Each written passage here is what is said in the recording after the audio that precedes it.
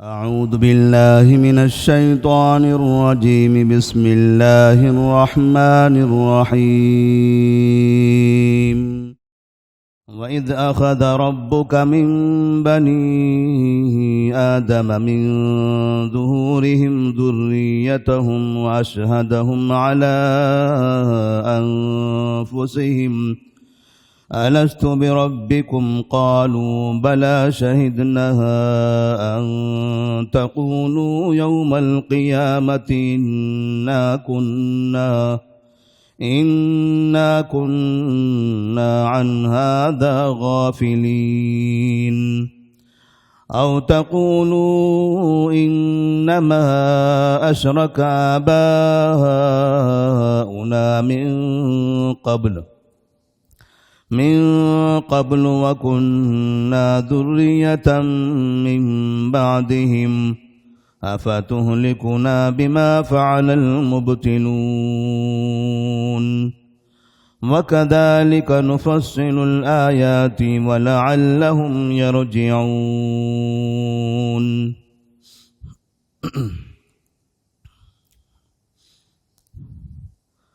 سورة الأعراف آیت نمبر 172، 173 اور 174۔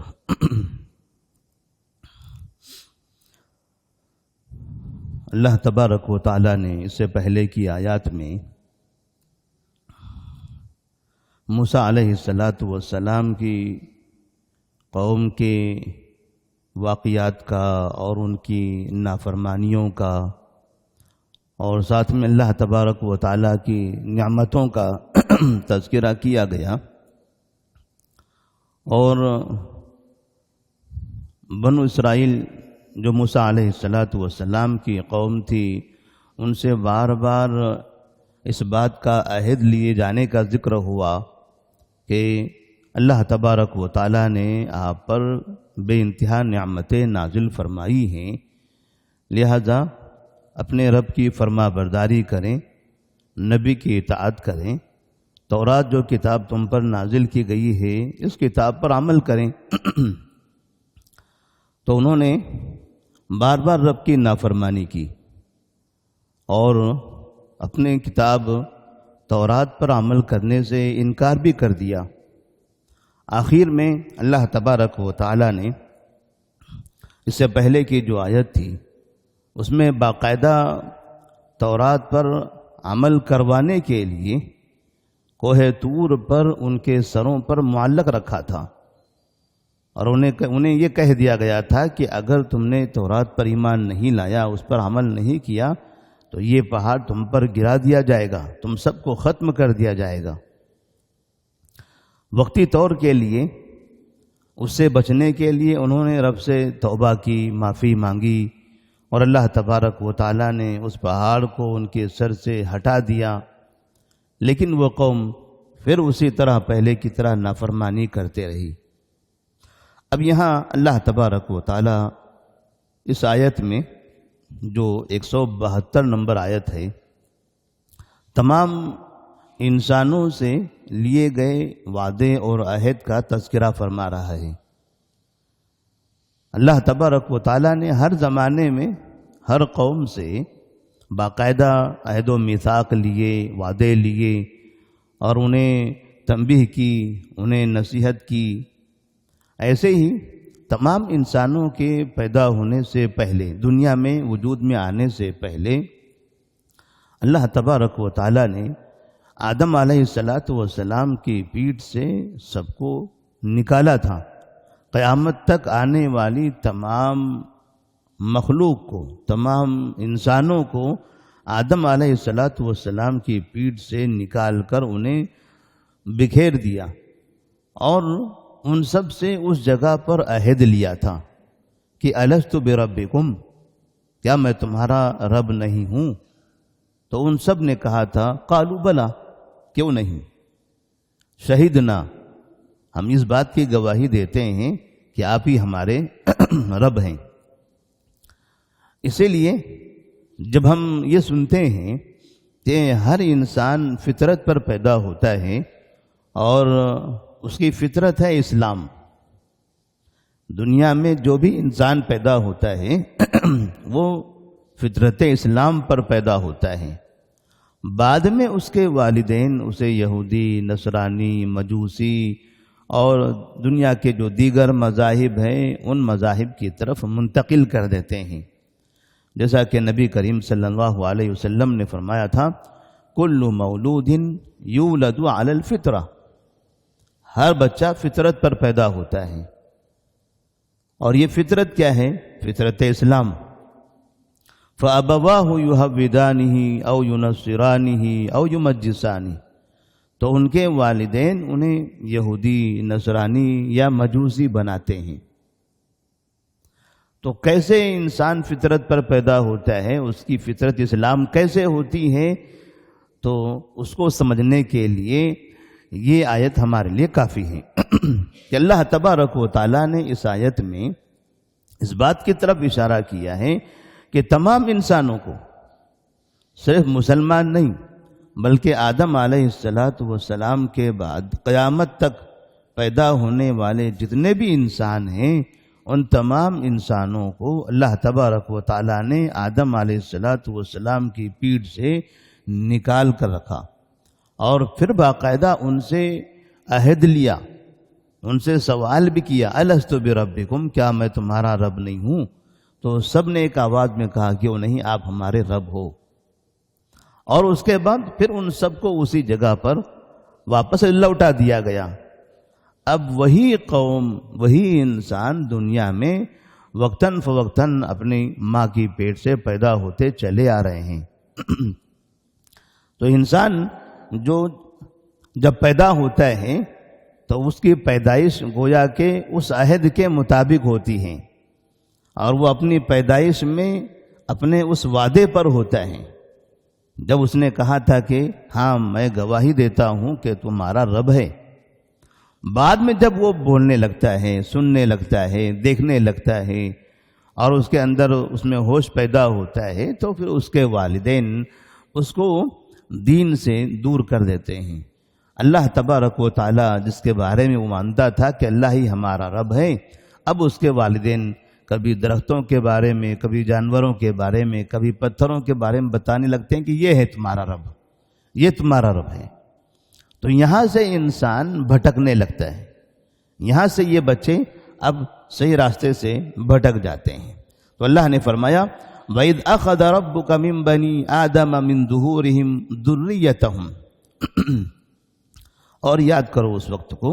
کہ جب تمہارے رب نے آدم کی اولاد کی پیٹوں سے ان کی ذریت کو نکالا، وَأَشْهَدَهُمْ عَلَىٰ أَنفُسِهِمْ، اور ان کے خلاف ان کے سامنے ان سے گواہی لی، الستُ بربکم، کیا میں تمہارا رب نہیں ہوں؟ قالوا بلا شہدنا، تو ان سب نے کہا کیوں نہیں، ہم اس بات کی گواہی دیتے ہیں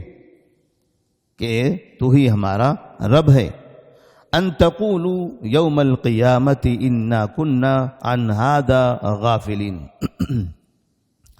اللہ تبارک و تعالیٰ نے ایسا کیوں کیا؟ کیوں تمام انسانوں کو دنیا میں پیدا کرنے سے پہلے آدم علیہ السلام کی پیٹھ سے نکال کر یہ گواہی لی، ان تقولوا یوم القیامت انا کنا عن ھذا غافلین،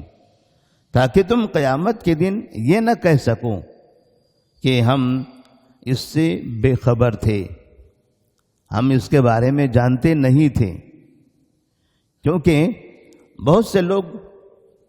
اللہ تبارک و تعالیٰ کے سامنے دنیا کے اندر یہ کہتے رہتے ہیں کہ ہمیں نہیں پتہ ہے، ہم نہیں جانتے کہ ہمارا رب کون ہے، یا ہمیں نہیں پتہ ہے کہ ہمارا رب اللہ ہے۔ تو اللہ تبارک و تعالیٰ نے ان پر حجت قائم کرنے کے لیے یہ پہلے ہی ان سے اقرار لے لیا، اور جب رب کے دربار میں وہ حاضر ہوں گے تو انہیں وہ اقرار یاد آئے گا، جو ان سے اقرار لیا گیا تھا، جو ان سے گواہی لی گئی تھی، وہ گواہی انہیں یاد آ جائے گی کہ ہاں ہم سے تو بہت پہلے اس بات کا عہد لیا گیا تھا، اقرار کروایا گیا تھا، اور ہم نے باقاعدہ اقرار کیا تھا، لیکن دنیا کے اندر ہم اللہ تبارک و تعالیٰ کو چھوڑ کر کسی اور کو رب، کسی اور کو معبود بنانے لگ گئے تھے۔ او تقولوا انما اشرک آباؤنا من قبل،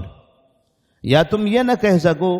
کہ ہمارے باپ دادا نے اس سے پہلے ہی شرک کیا ہوا تھا، وَكُنَّا ذُرِّيَّةً مِّن بَعْدِهِمْ، اور ہم ان کے بعد ان کی ذریت ہیں۔ یہ نہ کہہ سکو کہ ہم نے دیکھا کہ ہمارے باپ دادا پہلے سے شرک کرتے ہوئے آئے اور پھر ہم انہی کے گھرانے میں پیدا ہوئے، تو لہذا ہم بھی مشرک ہو گئے۔ ہمیں نہیں پتا تھا کہ توحید کیا ہے، رب کیا ہوتا ہے، ہمارا معبود کون ہے۔ تو اللہ تبارک و تعالیٰ یہاں پر یہ بتا رہے ہیں کہ تم سے پھر دنیا میں پیدا ہونے سے پہلے ہی عہد لیا گیا تھا، وہ اسی وجہ سے کہ تم چاہے مسلمان کے گھر میں پیدا ہو یا کسی کافر کے گھر میں پیدا ہو، تمہیں باقاعدہ اس بات کو یاد رکھ لینا چاہیے کہ اللہ تبارک و تعالیٰ نے تم سے یہ عہد لیا ہوا ہے کہ اللہ تبارک و تعالیٰ ہی تمہارا رب ہے، اللہ ہی تمہارا رب ہے۔ اور انسان کی فطرت میں یہ ہے، انسان کی فطرت میں یہ ہے کہ انسان جانتا ہے کہ اللہ ہی رب ہے۔ اس کی ایک مثال قرآن مجید میں اللہ تبارک و تعالیٰ یوں بیان کرتے ہیں کہ فَإِذَا رَكِبُوا فِي الْفُلْكِ دَعَوُا اللَّهَ مُخْلِصِينَ لَهُ الدِّينَ فَلَمَّا نَجَّاهُمْ إِلَى الْبَرِّ إِذَا هُمْ يُشْرِكُونَ۔ ہمیں یہ معلوم ہے کہ اہل مکہ نبی کریم صلی اللہ علیہ وسلم کے زمانے میں کافر تھے، وہ شرک کیا کرتے تھے، انہیں کافر کہا گیا، اور نبی کریم صلی اللہ علیہ وسلم ان کافروں کو اسلام میں داخل کرنے کے لیے محنت کر رہے تھے۔ یہی کافر جب یہ سمندری سفر کرتے، کشتی میں ہوتے اور کشتی راستے میں ڈگمگانے لگتی، ہچکولے کھانے لگتی، انہیں لگتا کہ اب شاید یہاں کشتی ڈوب جائے گی، ہم مر جائیں گے، تو اللہ نے فرمایا فَإِذَا رَكِبُوا فِي الْفُلْكِ دَعَوُا اللَّهَ مُخْلِصِينَ لَهُ الدِّينَ، تو وہاں پر وہ خالص اللہ تبارک و تعالیٰ کو پکارنے لگتے۔ جب وہ سمندر کے باہر نبی صلی اللہ علیہ وسلم کو نہیں مانتے تھے، سمندر کے باہر مکہ شہر کے اندر یہ نہیں مانتے تھے کہ اللہ ہمارا معبود ہے، کیونکہ نبی ان سے کہتے تھے اللہ ہی کو معبود مانو، اسی کی عبادت کرو، تو وہ اس کا انکار بھی کرتے تھے، ساتھ میں ایسا کہنے پر نبی کو ستاتے بھی تھے، اور کوئی اگر اللہ کو معبود مان لیتا تو اسے مارتے بھی تھے۔ یہی لوگ جب وہ خود سمندر میں پہنچتے اور وہاں انہیں ان کی آنکھوں کے سامنے موت نظر آنے لگتی تو دعوا اللہ مخلصین لہ الدین، باہر جس اللہ کی مخالفت کرتے تھے یہاں اسے اللہ سے وہ دعائیں مانگنے لگتے تھے، نجات پناہ مانگنے لگتے تھے، اس سمندر سے انہیں باہر نکالنے کا مطالبہ کرتے تھے۔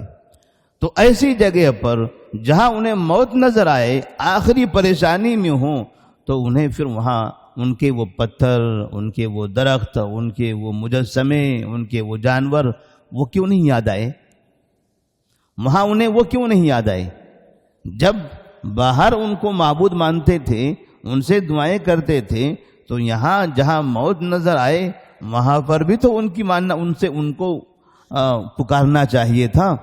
لیکن انہوں نے یہاں ان کو نہیں پکارا بلکہ اللہ رب العالمین کو پکارا۔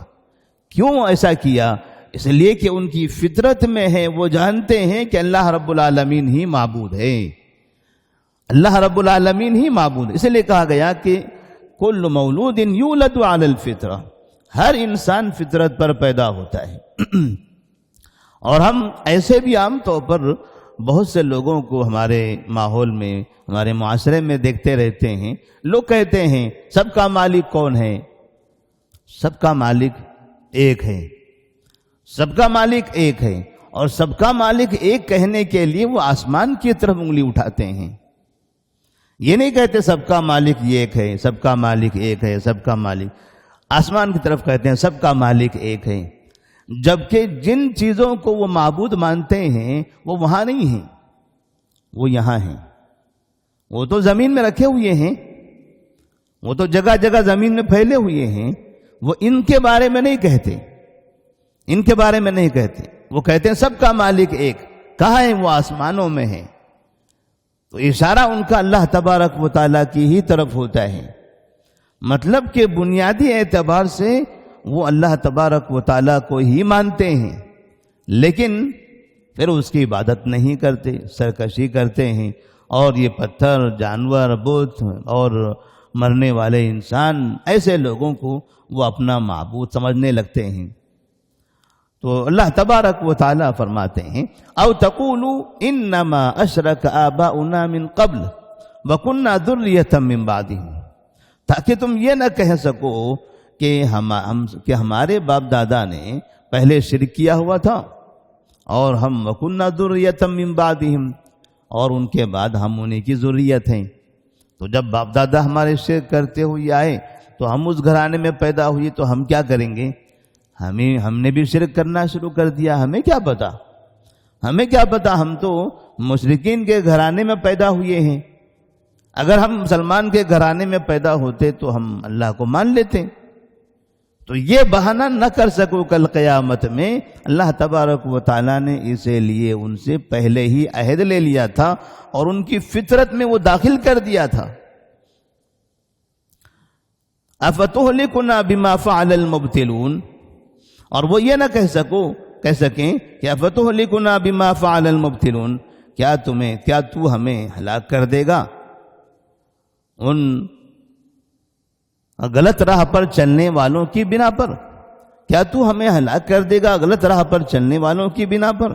یعنی ہمارے باپ دادا غلط راہ پر چل رہے تھے، ہم ان کے گھرانے میں پیدا ہوئے، ہم نے بھی شرک کرنا شروع کر دیا، تو کیا ان کی وجہ سے تو ہمیں ہلاک کر دے گا؟ ہمارا کیا قصور ہے اس میں؟ ہم تو ان کے گھر میں پیدا ہوئے، وہ پہلے سے کرتے چلے آ رہے تھے، ہم نے ان کو دیکھا، عمل کرنا شروع کر دیا۔ تو اللہ تبارک و تعالیٰ نے یہ جو فکر ہے، یہ فکر باقی نہ رہے، لوگ ایسا نہ کہہ سکیں،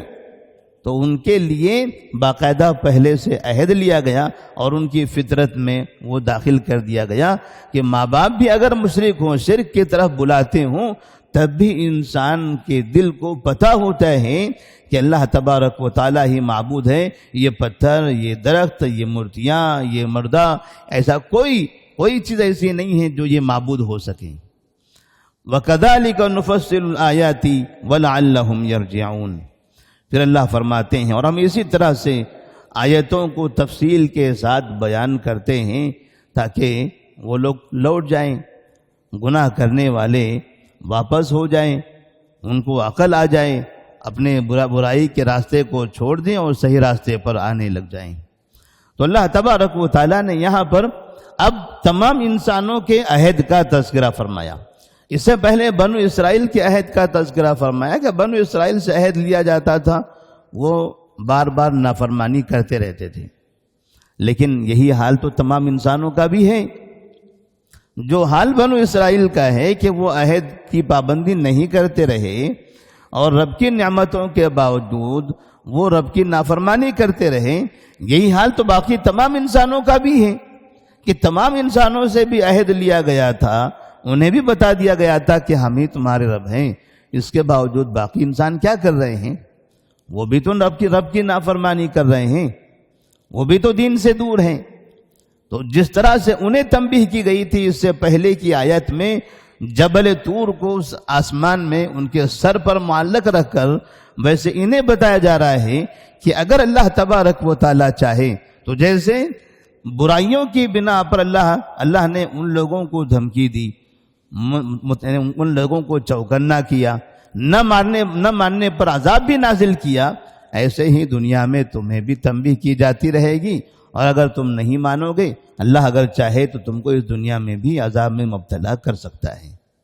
تو گویا کہ یہاں پر ایک تنبیہ بھی ہے اور ساتھ میں ایک عبرت اور سبق بھی ہے اللہ تبارک و تعالیٰ کی طرف سے کہ ہر انسان کو اللہ تبارک و تعالیٰ کی ہی عبادت کرنی ہے۔ اب اس میں ایک بڑی مصیبت یہ ہے کہ اللہ نے تمام انسانوں سے تو یہ عہد لیا کہ اللہ ہی ہمارا رب ہے، سب نے باقاعدہ اس کا وعدہ، اس کا عہد بھی کر لیا، اقرار بھی کر لیا۔ اب جو دنیا میں کافر ہیں وہ رب کو نہیں مانتے، وہ الگ الگ چیزوں کی عبادت میں مشغول ہیں، تو ٹھیک ہے وہ کافر ہیں، ان کے ماں باپ مشرک ہیں، ان کے ماں باپ کافر ہیں، تو ان کو ماحول ویسا ملا۔ بھلا ان مسلمانوں کو کیا ہو گیا کہ جو مسلمانوں کے گھرانوں میں پیدا ہوئے، جن کے گھرانے میں قرآن رکھا ہوتا ہے، حدیثیں ہوتی ہیں، جو مسجدوں میں جاتے ہیں، مدرسوں میں پڑھتے ہیں، علماء سے ملاقاتیں کرتے ہیں، انہیں کیا ہو گیا کہ وہ اللہ کو نہیں مانتے؟ جیسے مشرکین کفار یہ کہتے ہیں کہ ہمارا رب تو وہی ہے، بس یہ ان کے اوتار ہیں، ہم ان کو اوتار مانتے ہیں، تو اسی طرح کا عقیدہ تو مسلمانوں کے پاس بھی ہے۔ مسلمان بھی کہتے ہیں اللہ تو وہی ہے، لیکن یہ جو بزرگان دین ہیں یہ سب اللہ تبارک و تعالیٰ کے وکیل ہیں، اللہ نے روزی ان کو دے دی ہے، شفا ان کو دے دیا ہے، کامیابی ان کو دے دی ہے، دنیا چلانے کی ذمہ داری ان کے ہاتھوں میں دے دی ہے، سارے کام ان کے پاس ہیں،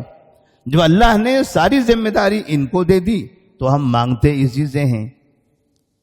اتنا بڑا دھوکہ مسلمان بھلا اس میں کیسے پھنس گئے؟ تو اس سے سمجھ میں آتا ہے کہ نبی نے جو کہا تھا کہ یہود مکر و فریب میں اور سرکشی میں، رب کی نافرمانی میں جس راستے پر چلتے تھے، میری امت بھی اس راستے پر چلنے والی ہے، چاہے وہ مسلمان ہو یا کافر ہو، وہ لوگ بھی اس کے راستے پر چلیں گے۔ سرکشی، مکر و فریبی، دھوکہ اور اس طرح سے باتوں کو گھمانا، غلط چیز پر عمل کرنے کے لیے، غلط راستہ اختیار کرنے کے لیے بہانے بنانا، جیسے بزرگوں کو ماننے کے لیے ایک بہانہ بنایا جا رہا ہے کہ اللہ نے ان کو دیا ہے، ہم کیا کر رہے ہیں؟ ہم نے کہاں غلط کیا ہوا ہے؟ اللہ نے موت کی ذمہ داری ان کو دی، پیدا کرنے کی ذمہ داری ان کو دی، روزے کی ذمہ داری ان کو دی، اس لیے ہم ان کے پاس جاتے ہیں، سب کچھ مانگتے ہیں، اللہ کا دیا ہوا ہے وہ۔ یہ کہاں ہے؟ بس یہی عقیدہ کفار بھی رکھتے ہیں، وہ دیگر دوسری چیزوں، دوسرے انسانوں کے لیے رکھتے ہیں، یہ دوسرے انسانوں کے لیے رکھتے ہیں۔ تو اس طرح سے باقاعدہ یہود جس طرح سے مکر و فریبی اور دھوکے کا سامان اپنایا کرتے تھے، اس راستے پر چلتے تھے، نبی نے فرمایا تم بھی حذو النعل بالنعل، حذو النعل بالنعل، یہ مثال دی ہے نبی صلی اللہ علیہ وسلم نے۔ جیسے ہم جوتا خریدتے ہیں تو ایک جوڑی ہم لے لیں، تو ایسا نہیں ہوتا کہ یہ 7 نمبر ہو یا 8 نمبر ہو، جوڑی ہے تو دونوں 7 ہوگی، دونوں 8 ہوگی، اور دونوں بالکل برابر ہوں گے۔ حذو النعل بالنعل، دونوں میں کسی چیز میں فرق نہیں ہوگا، دونوں کا ڈیزائن، دونوں کی نقل، دونوں کی اور دونوں کا حجم، سائز، باقی ساری چیزیں ایک جیسی ہوگی۔ تو کہتے ہیں جیسا ایک جوتا دوسرے جوتے کے برابر ہوتا ہے، ایسے ہی میری امت بھی برائیوں میں، مکر و فریبی میں، دھوکہ دینے میں یہودیوں کے برابر رہے گی، اور وہ چیز ہم دیکھ رہے ہیں۔ لوگ مسلمان آج یہودیوں سے نفرت کا اظہار کرتے ہیں کہ ہمیں یہودیوں سے نفرت ہے، یہودی ظالم ہے، یہودی طاغوت ہے، یہودی فنا ہیں، اور سارے کام ان یہودیوں کے برابر کے ہیں۔ نبی نے فرمایا یہ تو عمل میں ان کے برابر کے ہو جائیں گے۔ تو یہ رب کے بارے میں اس طرح سے غلط فکر پیش کر دینا کہ ہمارے بزرگوں کو اللہ تبارک و تعالیٰ نے زندگی اور موت کا ٹھیکہ دے کے رکھا ہوا ہے، اسی لیے ہم ان کے پاس جاتے ہیں، یہ تو دنیا کا بہت بڑا جھوٹ ہے، بہت بڑا دھوکہ ہے۔ مطلب اللہ تبارک و تعالیٰ مرنے والوں کو اس کی ذمہ داری کیوں دے دیں کہ مرنے والا کہے کہ میں ساری دنیا کو روزی دیتا ہوں؟ حیدرآباد کا کوئی پیر کہہ دے جو 500 سال پہلے پیدا ہوا ہے کہ میں پورے حیدرآباد کو روزی دے رہا ہوں، یہ کیسے ہو سکتا ہے؟ جو اللہ الحی القیوم ہے، مسلمان اسے ماننا نہیں چاہتا، اور جو انسان مردہ ہو چکا ہے، گڑسل گیا، ختم ہو چکا ہے، اس کو مسلمان خدا ماننے لگا ہے، خدا کی طاقت اس کے اندر ماننے لگا ہے، خدا کی صفات اس کے اندر ماننے لگا ہے۔ یہ بھی اس عہد کے خلاف ہے جو عہد اللہ تبارک و تعالیٰ نے ان کو پیدا کرنے سے پہلے لیا تھا۔ تو اللہ کا بہت بڑا شکر ہے کہ اگر اللہ تبارک و تعالیٰ نے ہمیں ہدایت دی ہے، ہم توحید پر قائم ہیں، اللہ تبارک و تعالیٰ کو ہی اپنا معبود مانتے ہیں، اللہ کے علاوہ ایسے دیگر درباروں سے اور دیگر جگہوں سے ہم محفوظ ہیں، اس پر ہمیں اللہ کا شکر ادا کرتے رہنا چاہیے اور اللہ سے دعا کرنا چاہیے کہ اللہ تبارک و تعالیٰ ہمیں اسی پر تادم حیات باقی رکھے۔ توحید یہ بہت بڑی نعمت ہے، شرک، بدعت و خرافات، کفر یہ بہت بڑا ظلم ہے، بہت بڑی تباہی اور بربادی ہے۔ اللہ ہم سب کو اس بربادی سے محفوظ رکھے۔ والسلام علیکم ورحمۃ اللہ وبرکاتہ۔